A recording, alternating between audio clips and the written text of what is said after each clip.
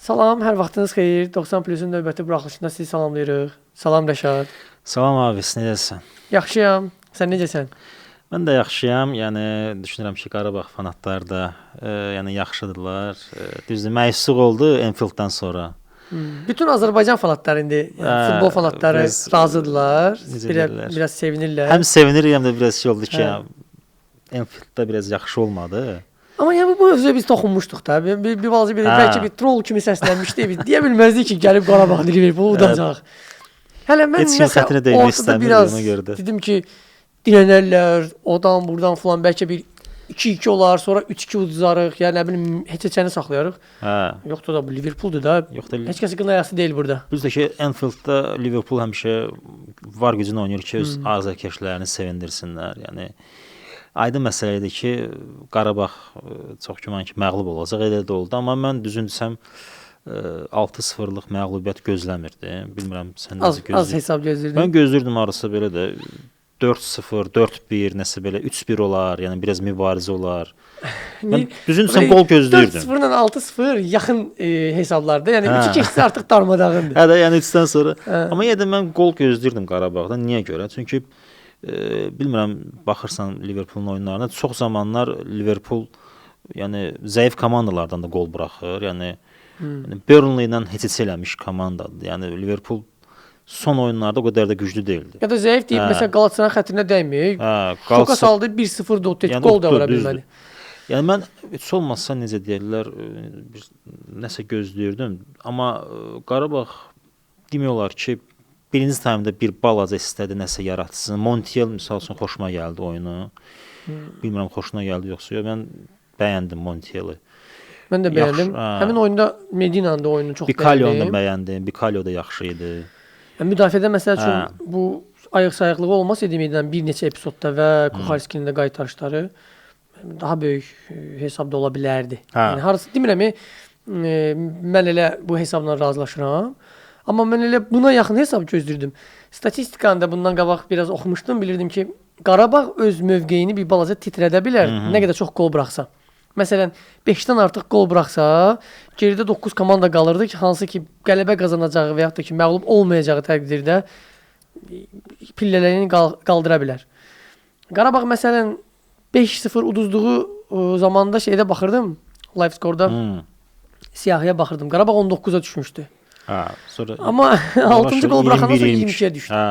Yəni mən belə şeylər burada yadımdadır, biz danışırdıq Ajax oyunundan sonra danlayırdıq Qarabağı ki, niyə görə məğlub oldular. Biz Ajaxdan qələbə gözləyirdik. Sonra da Eintrachtdan heç olmasa heç-heçə. Yəni biz Ajax oyundan qələbə gözləyirdik. Biz Ajaxdan qələbə gözləyirik, sonra deyək ki, Eintrachtdan heç olmasa heç-heçə olar. Amma əksinə oldu. Əgər belə Eintracht uda biləcəkdiksə, Ajaxı da udardınız. 6 xal biz məsələn 22-də yox, biraz daha yuxarıda ola bilərdik. Rəqiblərimiz də indi bu püşkatmadan sonra Brügge ola bilərdi, yəni Monaco ola bilərdi. Yəni Liverpool Benfica ola bilərdi. Liverpoolla oyunda mən bilmirəm niyə görəsə birinci hissədə göstərilən o necə deyirlər mübarizə səyi ikinci hissədə yox idi sanki. Yəni belə deyim, hardasa kompakt oynamaq lazım idi. Yəni Liverpool çox boş zonalar verirdilər. Yəni bu bilmirəm niyə görə belə oldusa, yəni elə enli bir ərazi verir ki, yəni açılış elə nə bilim Salah təkbətək epizodlara çıxsın, nə bilim sağdan Wirtz, soldan Wirtz Gakpo söküb dağıdırdı. Bax burada yəni oyunçuların fiziki durumu gətirib öz sözünü deyir də. Sən yəni əgər istəyirsənsə dar, sıx oynayasan, oyuncular daim birinci hissədə göstərdilər, pressingi göstərməlidirlər. Və elə də eləsən, sənin oyunçuların o qədər tez sıradan çıxacaq ki, sonra yəni qurban danlayacaqlar ki, bu oyunçunu niyə çıxardırsan, digərini salırsan. At çəkib kimisə danlamaq istəmirəm.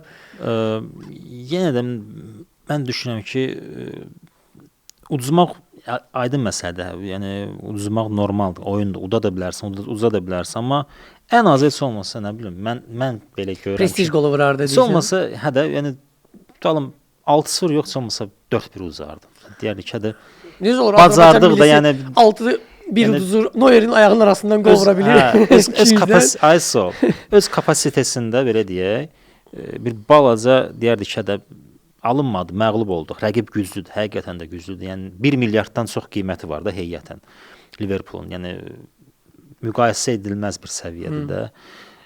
Premier Liqa dünyanın bir nömrəli liqasıdır. Keçən il çempionudur Premier Liqanın. Yəni orta xəttə baxsan, Soboslay, Gravenberch, McAllister, nə bilim, Heç ortaya baxma, hücum, müdafiə hamısı güclüdür. Yəni hamısı sürətli, yəni futbol IQ-su tam başqa səviyyədə, aydın məsələdir.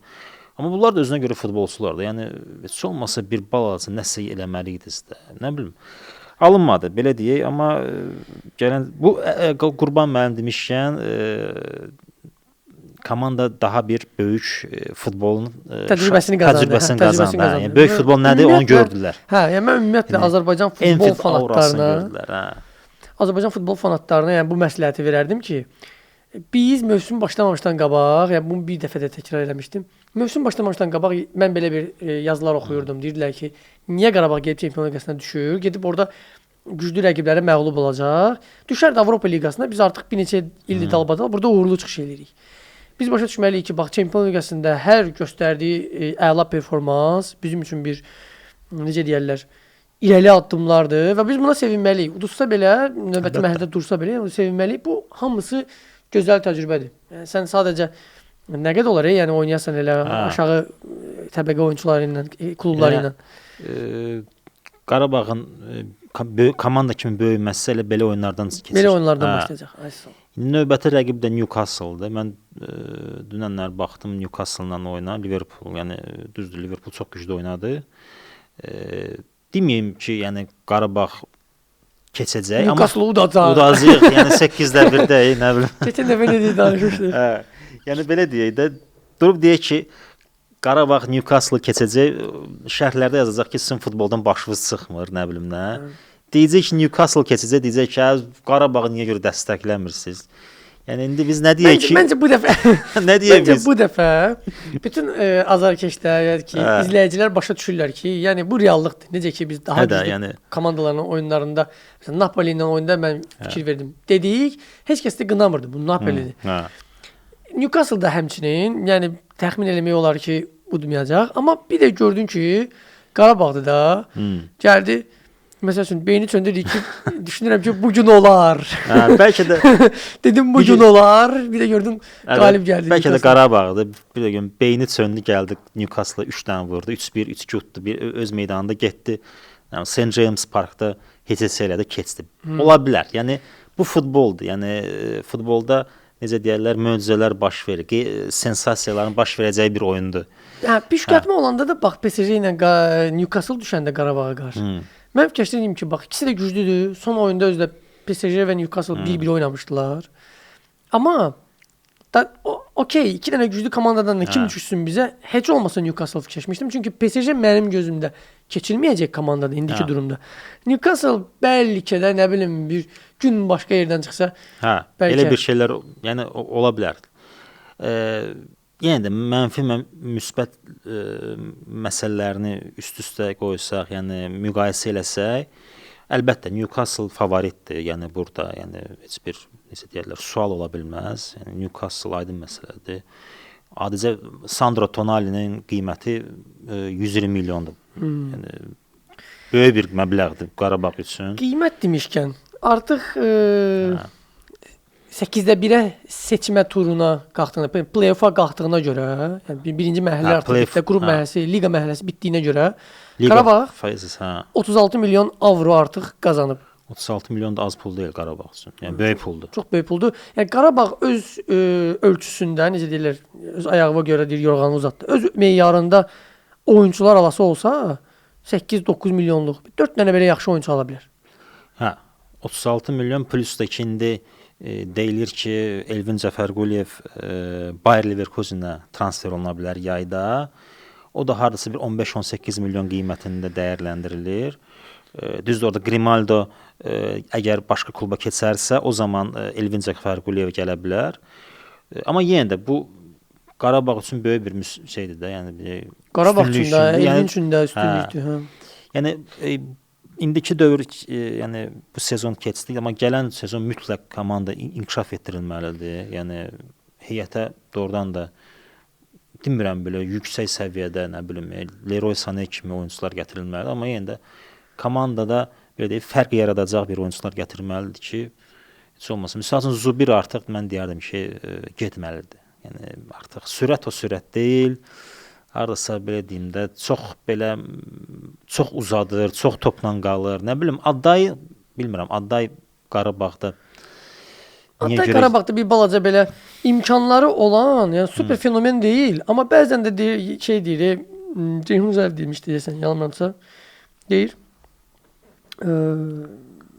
Hər şey gözləmək olur da. Birdən gözləmədiyin anda bir fint eləyib bir hoqqa verib bir oyun göstərə bilər. Bax belə bir oyuncu. Topu həddindən artıq çox saxlayır özündə. Baxırsan, topu götürür, gedir out xəttinə və orada topu çox vaxt itirir. Yəni heç olmazsa topu qazandın, keç mərkəzdən, nə bilim, sağa diaqonal pas ötür, nəsə bir şeylə çox topu sıxır, komanda hamı gedir, hamısı getdi, topu niyə görə saxlamırsan? Nəysə, Addayını bir balaca Addaydan çox danışdıq. Tənqid elədim, anladım. Heyətə hardasa 3 dənə 4 dənə oyunçu əlavə olunmalıdır yayda. Bəhlul da gedəcək. Bəhlul da gedərsə, yəni yenə də müdafiə xəttində kimisi olmalıdır. Bəhlul da gedəndə Allah saxlamış gedir Çinə. Yəni bu artıq deyirsən dəqiqləşdirilmiş xəbərdir, hə? Nəsə elə deyirlər ki, Çində oynayacaq. Çin klubu maraqlanır ciddi olaraq. Mən məsəl üçün istəyərdim ki, Bəhlul yəni bu mövsüm Azərbaycan futbolu üçün və Qarabağ üçün şok mövsümdür. Əla mövsümdür. Düzdür, ötən mövsüm Avropa Liqada da qəşəng oynadı, amma İndi ildən ilə Azərbaycan futbolunu hamı tanıyır. Qarabağ bu illərin çox sarsıtdı bəzi güclü rəqiblərini.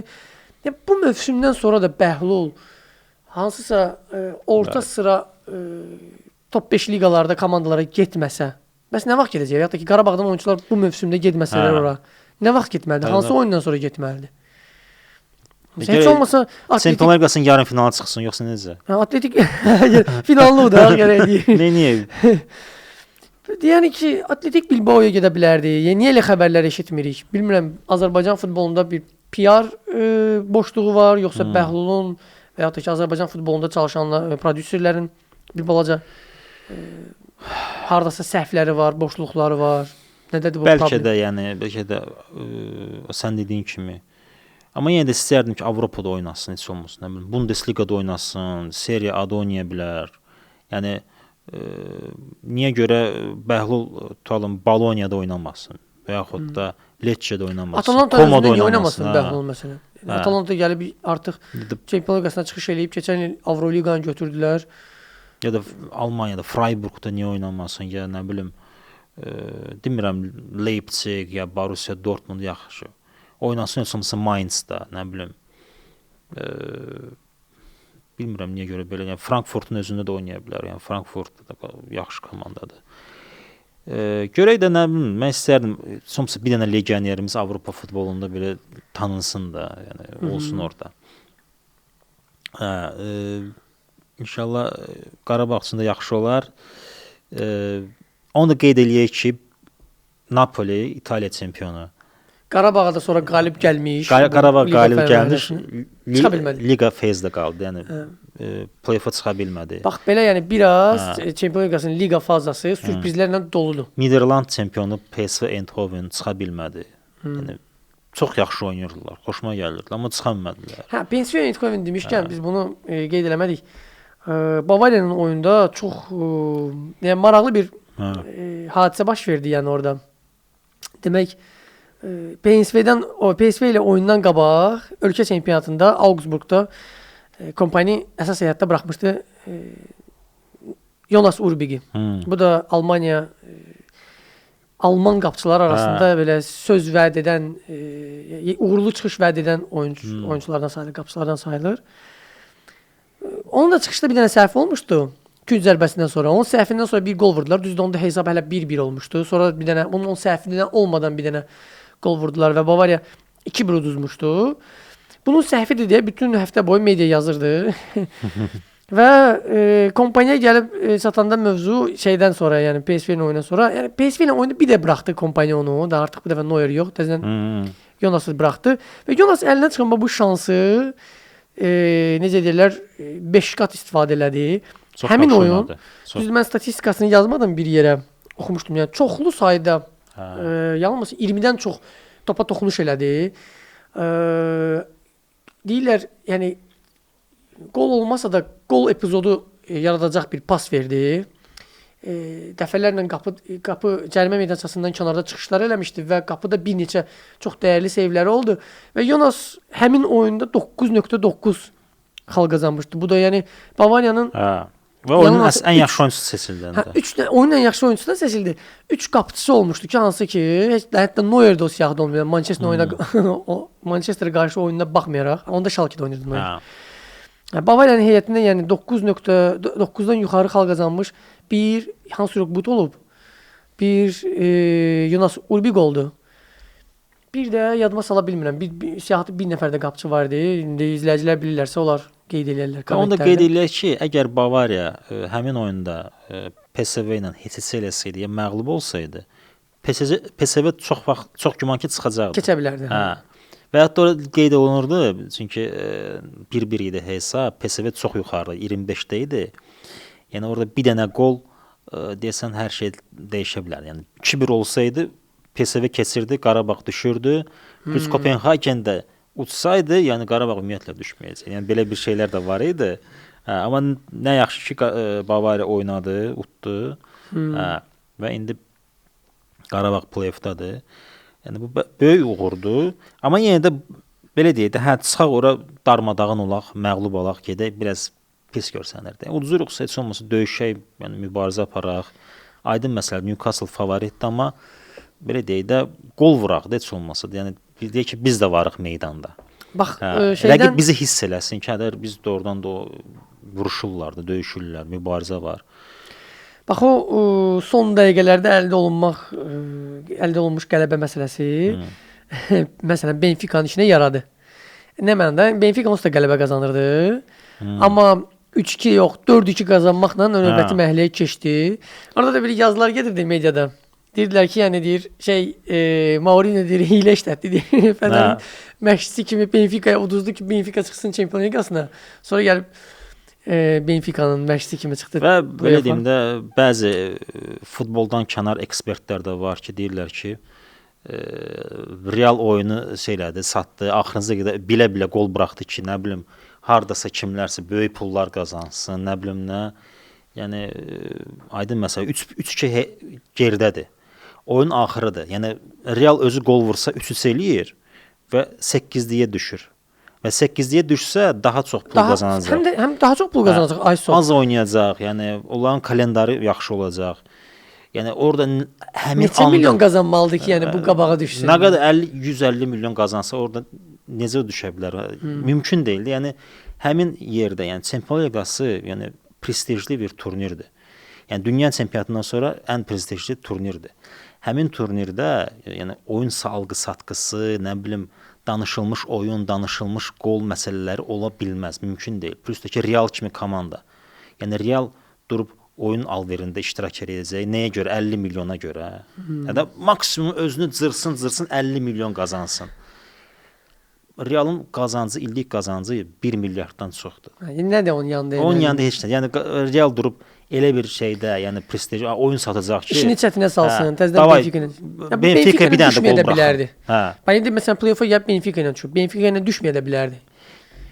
Çox gülməli bir arqumentdir ki, yəni oyunu satılar. O anda Florentino Perez zəng gəlir Arbeloya ki, davay uşaqlara deyin bir dənə də qol buraxsın, biz orada 50 milyon qazanacağıq. Çox gülməli görsənir də. Yəni bu şot atmışam. Yəni biz yüksək səviyyədə oyun satmaq. İndi bu dəqiqə Perez də bizim verilişə baxır. Atdığı hesabda pulları sayarsa gülür. Siz saydığınızı sayın. Mən öz 50 milyonumu qazandım. Yəni bu demək ki, yəni oyun satılır, nə bilim, orada nə bilim, kimsə güclü komanda, zəif komanda uduzanda, oyun satıldı. Amma heç kim demir ki, bu necə satılır. Yəni yaxşı satılır. Bu mexanizmini də bilək də necə satılır. Yəni nə baş verir, necə satılır. Heç kəsə ideya vermək kimi olmasın. O mexanizmi çox güman ki belə olur ki, yəni heç kəsin birbaşa əli orada olmamalıdır. Orada çünki ciddi araşdırmalar gedir, ciddi istintaq gedir də, yəni axtaranı tapanda.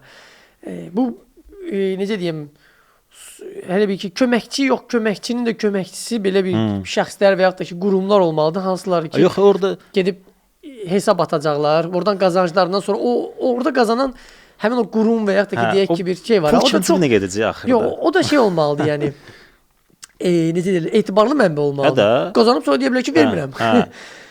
Yox, bu hər nə qədər də çox çətin bir mexanizm olsa da, əvvəl-axır fırlanıb Real Madridin hesabına oturmalıdır, düzdür? Elədir. Aydın məsələdir, bu hesablayıcı olaraq bu 50 milyon bura necə gəldi, çıxdı? Yəni belə mesela qısaca deyim. Bax sən sual versən, yəni biz mövzuya çox toxunmaq istəmirəm, amma məsəl üçün olur arada biz görürük ki, tutaq ki də görürük Bavariya loqosunda bir balaca rəng dəyişimi elədi. Məsəl üçün deyirəm, qırmızıdan əlvan qırmızıya keçdilər. Buna Bavariya klubu 1000 manat xərcləmir ki, yəni. Bavariya boyda klub ona görə milyonlarla pul xərcləyir də. Yəni orada da ola bilər bir dolayısıyla bir ara xəbərlər gəzirdi, deyir məsəl üçün deyir o müasir incəsənət niyə görə var? Bəzən deyir bir kətan üzərində sadəcə bir qırmızı boyadır yaxılı belə bilsən kimsə burnundan qan gedib. O deyir o bir şey növüdür də, o qara pulların yuyulması növüdür. Sən kimə inandıra bilərsən ki, yəni mən bu şəkli bəyənmişəm və mən buna 10 milyon avro pul vermək istəyirəm. Sən kimə nə deyə bilərsən? Və ya 50 milyona alıram mən bu şəkli. Mənim seçimimdə auksionda. Eyni şey də realda da ola bilər. Sən soruşsan ki, o pul necə gələcək reala? Yəni sabahlara hansısa bir və ya da ki real hansısa bir xidmətin müqabilində başqasına göstərə bilər, ondan ala bilər. Bu dövr eləyib gələcək axır əvvəl. Qızılla. Hansısa bir məsələn realın futbolkası və ya da ki bir trofeyi və kiminsə imzalı forması auksionda bahalı qiymətə satıla bilər və həmin o şirkət tərəfindən təzədən alına bilər o. Amma həmin anda gəl sən də mənə razılaşarsan. O çox belə şey. Yox, yəni mən ümumiyyətlə tərəfdarıyam ki, 85-ci dəqiqədə durub deməyəcək ki, davay da bir dənə də buraxın. Orada 250 milyon pul qazanacaqlar. Oradan 70 milyon bura gələcək, 50 milyon ora gedəcək. Hər əvəzə də 2-3 milyon verəcək şirinlik üçün, xərcləyərsiz özü üçün. Biraz şey görsən. Axşam gedirik Qalyana. Amma Turbinin qolu, yəni doğrudan da möhtəşəm idi. Turbinin qolu çox möhtəşəm idi və Turbinin qolu da desən, yanılmıramsa 3 ən yaxşı orada desə yanılmasa Ukraynalı qapıçıların arasında idi. 3 ən yaxşı Çempionlar Liqasında qol vurmuş qapıçılar arasında. Çox yaxşı oyun göstərdi bax Turbin. Deyir, momenti də göstərirlər. Qurban Qurbanovla Mourinho bir bazı müqayisə edirlər. Qurban Qurbanov da belə işarəsi var idi. Son dəqiqələrdə Eintrachtda belə əllə göstərdi ki, hücum eləyin. Mourinho da belə əllə göstərmişdi. Və növbəti mərhələdə yenə də Benfica ilə düşəcəklər. Bu da əslində yenə də maraqlıdır. Görək bu dəfə Turbin qol vura biləcək yoxsa yox. Bəlkə də penalti seriyası olsa, məncə Turbin yenə də şansını sınaya bilər. Mənə elə gəlir ki, indi bunu proqnozlarda bir də qayıdarıq. Sonda bir qısaca da olsa proqnoz verəcəyik. Mənə elə gəlir ki, Real bax bu play-offda durası komanda deyil. Sonra 8-də 1 hələ çıxa bilməsin. Şok da ola bilər. Belə bir şey olsa bu Real üçün, Real azarkeşlər üçün çox böyük şok olar.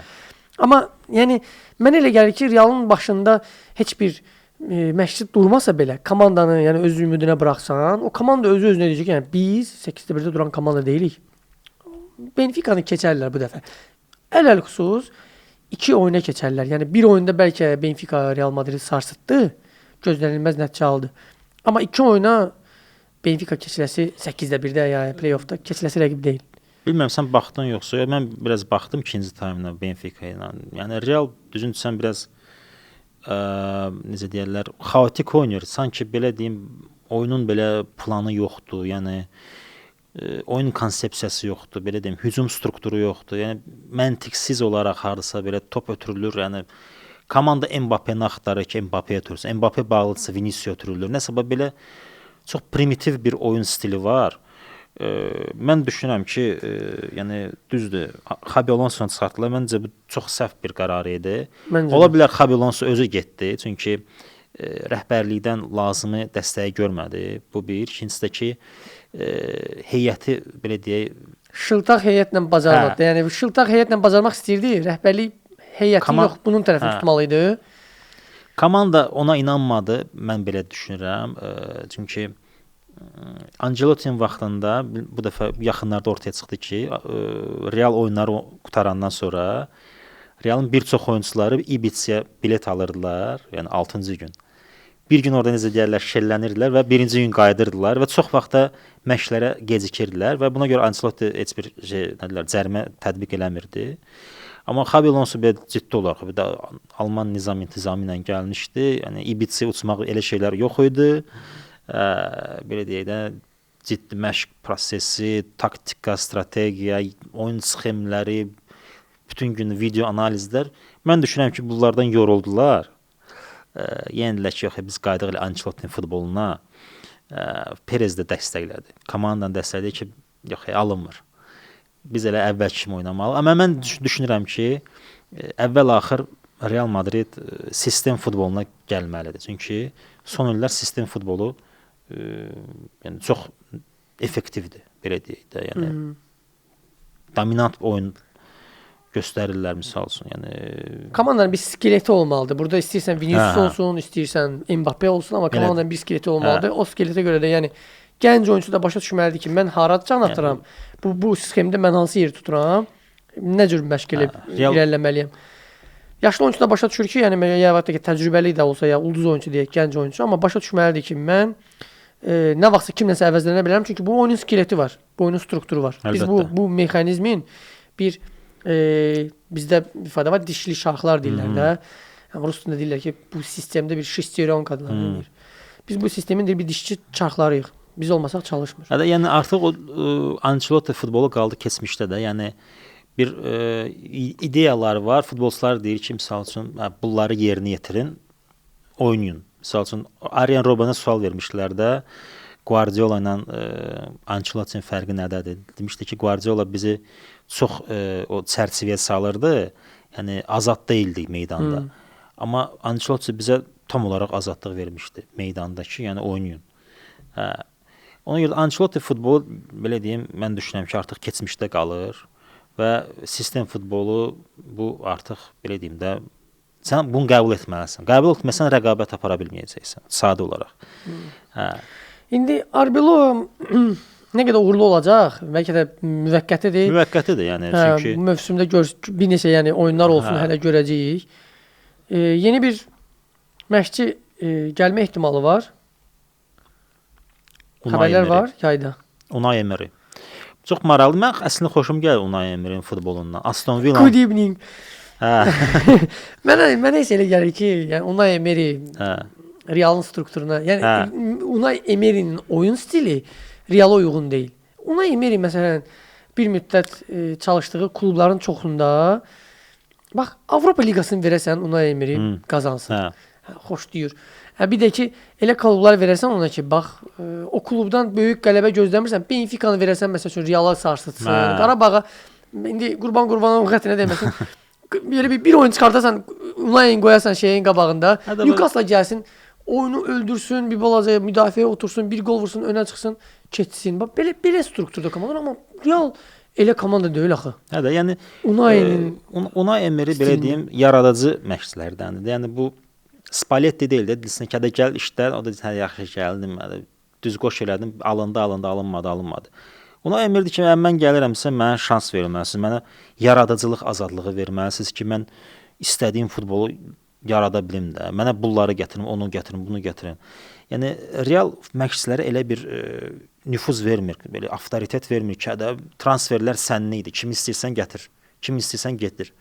Belə bir şey vermir heç vaxt. Yəni Jose Mourinho da belə bir şey verməmişdi. Yəni ondan Ancelotti də verməmişdi. Yəni Real öz rəhbərliyi həmişə transferləri idarə edir. Bir dənə nə edir? Yəni məşqçi gələndə onun dediyi 2-3 oyunçu var, hə, onu gətiririk. Açar oyunçular. Məsələn Mourinho gələndə Özlü gətirdi. Dedi ki, Özlü olmalıdır komandada, Mesut Özil. Sami Khedira, bir də ki Di Maria. Bunun üçün gətirdi, sistemi oturdu, söküb dağıdırdılar.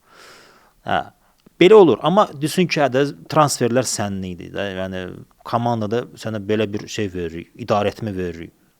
Hə, o məşqçilərə elə vermir. Yəni deyir ki, hədə bir-iki dənə oyunçu dinən gətirək. Unai Emery də alınmayacaq. Elə bir məşqçidir ki, o deyəcək ki, mən belə deyir ki, 3 sezon mənə şans verin. 3 sezon məndən heç nə gözləmir. 4-cü, 5-ci sezonu hə, söküb dağıdacam. Realda da elə şey yoxdur. Necə 3 sezon oturaq gözləyək ki, sən bizə nəticə verəcəksən, elə şey olar. Mümkün deyil. Hə, ona görə də mən inanmıram Unai Emery gəlsin. Plus Jürgen Klopp ümumiyyətlə gəlməyəcək. Yəni Real fanatları deyirlər ki, Jürgen Klopp gəlsin, Jürgen Klopp gəlsin. Jürgen Klopp heç zaman gəlməz. Jürgen Klopp elə bir adamdır ki, deyir ki, mənə heç zaman demə. Hə, yox, Jürgen Klopp elə bir adamdır ki, o deyir ki, mənə idarə etməni tamamilə verin mənə. Transferlər, komanda mənimdir. Siz oturun, necə deyirlər, o yazı pozisyonunuzla məşğul olun. Futbol mənli idi. Hə. O ki qaldı ki, hə, nə bilim, Arbeloa'dır, nə bilim, getsin Spalletti'ni gətirsinlər. Bax, maraqlıdır. Görəsən, mövsüm axırında, mənim üçün çox maraqlıdır. Mövsümün sonunda kim olacaq? İndiki Real heyətinə ən yaxşı məşqçi... Elə Alonso idi, onu da qovdular. Alonso layiq deyil. Alonso'nun yeri Liverpool'dur. İndiki Real'a ən layiqli məşqçi Luciano Spalletti'dir.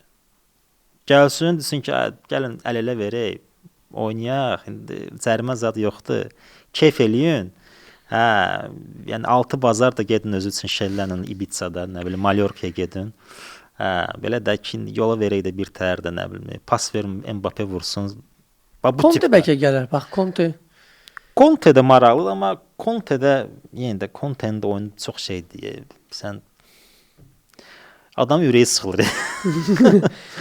Napoli komanda, o cür heyətin var. Yəni bir şey yoxdur da ortada. Deyəsən ki, bu nə oyundur oynayırlar. Yəni Conte mən düzünsəm belə onun yeri Napolidir, düzünsəm.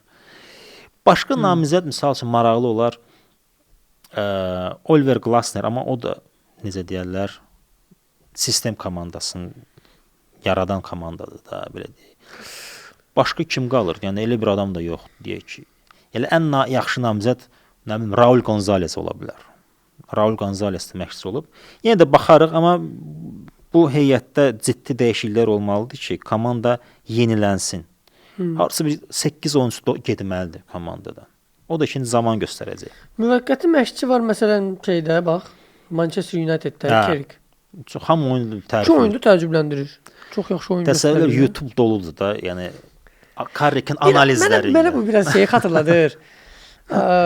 Sən keçən əvvəl dedin, deyirsən bunları onu öz dilində elə çağırırlar. Solskjaer və yaxud da ki Solskjaer. Hə. Gəldi bir mövsüm belə ajotaj oldu. Sonra hətta mənim Manchester Unitedli bir tanışım var idi, dostum. Fanatıdır. Deyirdim ki, yəni siz Mourinho'nu qovurdunuz ki, hə.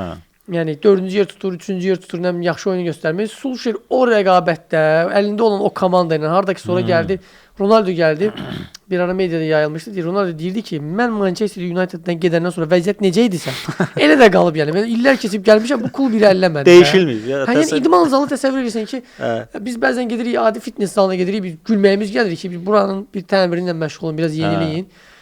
Ronaldo nələrə yəni irad bildirmişdi. Demək istədim odur ki, o şeylə o komanda ilə bir konfet düzəldə bilmişdi Solskjaer. İkinci yeri tuta bilmişdilər. Hardasa mənə Carrick biraz onu xatırladır ki, qazanacaq hardasa oynayacaqlar, sonra yenə də narazı qalıb Carricklə ayrılacaqlar. Amma mən düşünürəm ki, əgər bu sezon Carrick Manchester United-i Çempionlar Liqasına çıxara bilsə, yəni gələn mövsüm şans veriləsi məşqçidir. Mütləq şans veriləsi məşqçidir. Çünki bununla o özünü təsdiqləyəcək ki, yəni mən bacardım da, yəni komandanı top 5-liyə saldım ki, Çempionlar Liqasına çıxardım. Çünki Çempionlar Liqası Manchester United çox vacibdir. Çox sadə bir misal çəkim. Bruno Fernandes 3 sezon ardıcıl Çempionlar Liqasından kənarda qalmaq istəmirdi. Yəni bu adam öz prime dövrünü yaşayır və qalıb Premier Liqada başqa yerə çıxa bilmir. Yəni ən azından heç olmasa bu şans qazansın da. Yəni komandada liderlərin qalması üçün çox vacibdir Çempionlar Liqası. İndi əgər çıxarda bilsə, mən düşünürəm ki, heç olmasa 2 illik kontrakt verilməlidir. 2 il hətta. Amma Roykin öz müsahibəsində deyib ki, yox, bizə böyük məşqçi lazımdır. Nə bilim, Roykin də Manchester United'in Lothar Matthäus'udur da. Köhnə əfsanələrdən də çıxıb bir də görsən birini danlayır. Ya o bizə yaraşmır. Bu yaxşı oynamadı. Bəzən məsəl üçün tutaq ki, Bavariya haqqında Lothar Matthäus biraz danışır. Tənqid eləyir. Görsən ki, Bavariya bir balaca ona öz oyunu ilə qulaq burması verir. Manchester United elə Kinin bəzən tonunu aşağı salır. Carrickə şans vermək olar, mən düşünürəm. Çünki baxmadı, Alex Ferguson məktəbini görüb, Mourinho ilə işləyib. Elə Mourinho onu tərifləyib ki, o Mourinho demişdi ki, hazır məşqçidir. Carrickə bəlkə də şans verərlər, mən düşünürəm. Elə Arteta'nın özünü də necə deyirlər, tənqid edirlər ki, Arteta'da winning mentality yoxdur, nə bilim, alınmır. Görə elə, yəni bax artıq Arsenaldan o deyir, fil havası gəlir də. O ağac səndə dayanmış fil var, yəni bilmirsən necə çıxıb o ağaca, amma bilirsən ki, düşəcək axıra.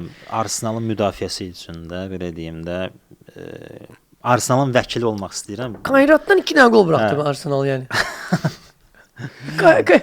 Yəni mən o kampaniyanın sözləri yadıma düşür, deyirdi ki, biz bir daha görüşəcəyik, oyun elə bitməmişdi.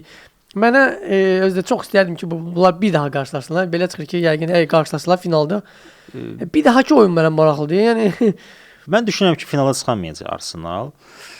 Çox sadə misal niyə görə? Çünki Premier Liqanı çox udmaq istəyirlər. Yəni komanda fokuslanıb Premier Liqaya. Hal-hazırda, yəni düzdür. Xal fərqi az olsa da, amma hal-hazırda ən stabil oynayan komanda Arsenaldır. Ən az qol buraxan komandadır və ən çox qol vuran komandalar arasında ikinci yerdir. 46 qol vurub. Birinci yerdə Manchester City-dir. 47 qol. Yəni qol məsələsində də yaxşıdırlar, vurmaqda da yaxşıdırlar. Ən az buraxan komanda. Yəni həm müdafiədə, həm hücumda yaxşıdırlar. Yəni ən yaxşı momentdir ki, belə deyək, bu illəri Premier Liqanı udsunlar. Əgər bu illəri udmasalar, onda deyə bilərik ki, Arteta da alınmadı. Amma indidən demək ki, Arteta zəif məşqçidir. Mən düşünürəm ki, bu komandanın bu qədər inkişaf eləməsində əsas pay sahibi Artetanın özüdür. Çünki Arteta bu komandanı yığıb. Yəni hal-hazırda ki, futbol Artetanın istədiyi futboldur. Alınacaq, qalacaq. Alınmayacaq, bəlkə də çıxarılacaq, yerinə başqası gətiriləcək. Amma yenə də Arteta doğrudan da xoşuma. Mən Arsenalın oyunlarına baxıram. Yəni düzdür, şərhlərdə bizi tənqid edirlər Arsenal fanatları, amma mən Arsenal oyunlarına çox baxıram. Deyə bilərəm ki, çox ləzzətli oynayırlar. Görək, yəni bu illəri əsas oyun Manchester City ilə olacaq. Bir-birlərinin arasında heç ya Arsenal qələbə qazansa Arsenal çempiondur. Yox, əgər uduzsa Manchester City-yə. Oyunla da getdi. Psixoloji sınacaq komanda. Və püşkatmanın da nəticələrinə keçib danışa bilərik. Keçək. Yəni play-off üçün püşkatma oldu. Bundan sonra bu rəqiblər öz aralarında oynayandan sonra artıq son 16 komanda məlum olacaq və 8-də 1 olacaq. Və burada Benfica Real Madridi 4-2 məğlub eləsə də, növbəti mərhələyə çıxsa da yenidən rəqibi Real Madriddir. Düşünürəm ki, Benfica Real qarşılaşmasının belə iki oyunun nəticəsini indidən proqnoz verək, sonra arada vaxtımız olsa bir də oyun qabağı çəkiş edib proqnoz verərik. Benfica Real indidən mən düşünürəm ki, iki oyunun nəticəsinə görə Real Madrid keçər. Mən də elə düşünürəm. İnanmıram ki, Benfica Realı üstələsin iki oyunda.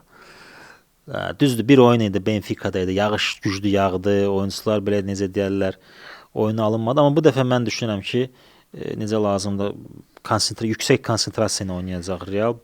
Mən inanmıram ki, Benfica kənarlaşdırsın Realı. Galatasaray Juventus. Burada biraz çətindir. Çünki Juventus da biraz stabil deyil. Amma düşünürəm ki, Juventus keçər. Bu çətin olacaq əslində. Juventusu mən axırıncı oyunlarda deyirəm ki, inkişaf var. İnkişaf var, belə deyim. Bir krizis idi başlayanda sezonun ortasında. İndi bir balaca inkişafa doğru nəsə var. Mən düşünürəm ki, Juventus keçəcək. Galatasaray. Özdə birinci oyun Galatasarayda olduğuna görə səfər oyununu. Mən elə gəlir ki, bax bu elə bir imkan yəni Galatasaray ikinci oyununu öz evində oynasaydı böyük imkan olardı. Meydan sahibi olanda Galatasaray çox əla oynayır. Məncə də bu amilə görə plus da ki, necə deyirlər, o Sane üçün necə deyirlər, bu meydan bu şeytan. Davay, göstər. Gəl özü göstər. Yəni Galatasaray fanatları əmlərə danışırlar ki, ingilis dilini bilirsən. Ayso. Yəni Galatasaray fanatları bizə deyir ki, siz görə bilmirsiniz niyə görə aldın. Yəni bu da, yəni qarşıdakı iki oyun necə deyirlər? Göstərir də, yazıq göstərir. O sən də anlayırsan, onlar yazırlar, amma Sane də oynayır, vallahi oynayır. Görək necə oynayacaq. Monaco PSG.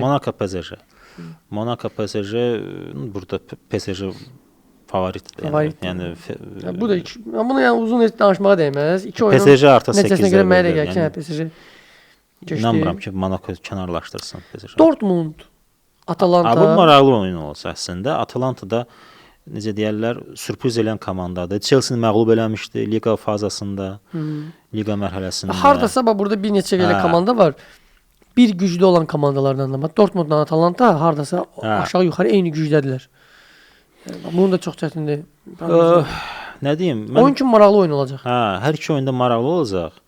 Plus qalib də Bavariya ilə düşə bilər. Yəni çox maraqlı olardı 8-də 1 finalda Bavariya Borussia Dortmund qarşılaşsın. Mən düşünürəm ki, Borussia Dortmund keçəcək. Yəni istər-istəməz bir balaca klass sözünü deməlidir də. Mənə də elə gəlir. Mənə də elə gəlir ki, hardasa Çempionlar Liqasında bu mövsüm qazanacağını gözləmirəm. Özdə bu yaxınlarda çıxışlarında da demişdilər, müsahibə vermişdilər mediaya ki, yəni deyir Bavariya artıq deyir liqada elə oyun göstərir ki, heç Bundesliqaya deyir ümidimiz qalmayıb. Amma son oyunlarda Bavariya xal itirdi. İtirir gedir. Yəni o qədər ağladılar ki, itirdilər. Almaniya kubokuna ya da ki ümidi var. Ya da ki indi uğur qazanmaq istəyirsə bir neçə də mərhələ Çempionlar Liqasına addımlasın. Ona görə deyirəm bax ortaya bütün gücünü qoyub Atalanta ilə keçə bilər. 2 oyuna keçə bilər Dortmund. Mən də düşünürəm elə. Qarabağ Newcastle. Bu barədə biz çıxışın əvvəlində danışdıq. Belə deyək də 70% Newcastle, 30% Qarabağ. Yəni mən belə deyirəm. Şansları belə verə bilərəm. Çox güman ki, Newcastle keçəcək növbəti mərhələyə. Amma mən istəyərdim ki, Bakıda Tofiq Bəhramov adına stadionda Qarabağ qələbə qazansın. Yəni heç olmasa 2-1, 1-0, nə bilim, qələbə qazansın bir dənə oyunda. Düz istəyirəm növbəti mərhələyə keçsin, amma növbəti mərhələyə keçmək çox çətin olacaq. Yəni də şanslar Qarabağın xeyrinə deyil. 70-in 30-a deyərəm. 70% Newcastle, 30% Qarabağ. Razılaşıram. Yəni bəncə izləyicilər də razılaşarlar. Rəqibimiz çox güclüdür. Gözləyək, sona qədər azarkeşlik edəcəyik, amma rəqibimizin güclü olduğunu da anlayaq.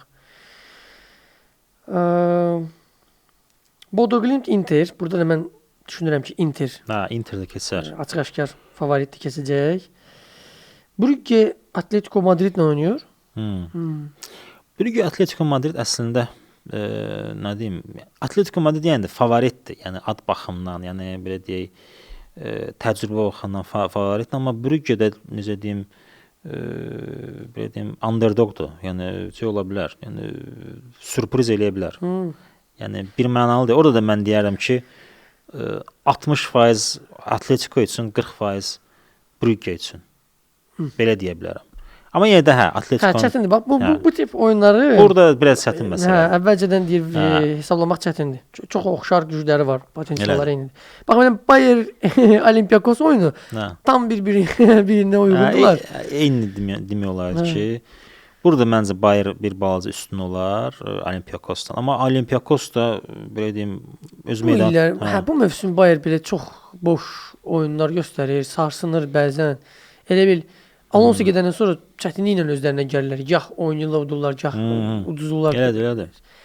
Mənə gəlir ki, bax burada bayaq faiz hesabına dedin ha.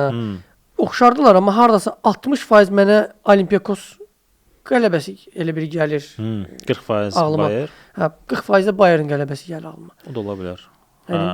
Yığılsalar bir yerə bəlkə Olympiakosu udarlar, amma ola bilər, o da düzdür. Nə bilim, məncə Bayer bir balaca yaxşı olar. Yəni burada hər şey bir moment həll edə bilər belə oyunlarda. Bax belə düşünürəm biz bu günlərimdə toxunmaq istədiyimiz mövzulara toxunduq, danışdıq.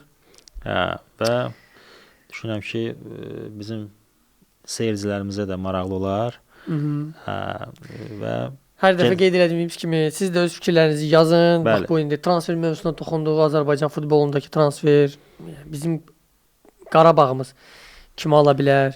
Satacaqsa məsələn Bəhlulun karyera planlarını siz necə görürsüz?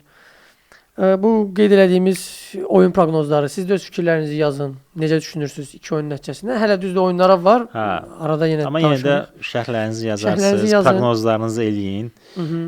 Və bizi izləyin. Kanalımıza abunə olun. Yəni dəstəyinizə ehtiyacımız var. İzləyin, paylaşın. Öz şərhlərinizi yazın, bizimlə qalın. Və biz gələn görüşlərə dək. Sağ olun. Sağ olun. Salamat qalın.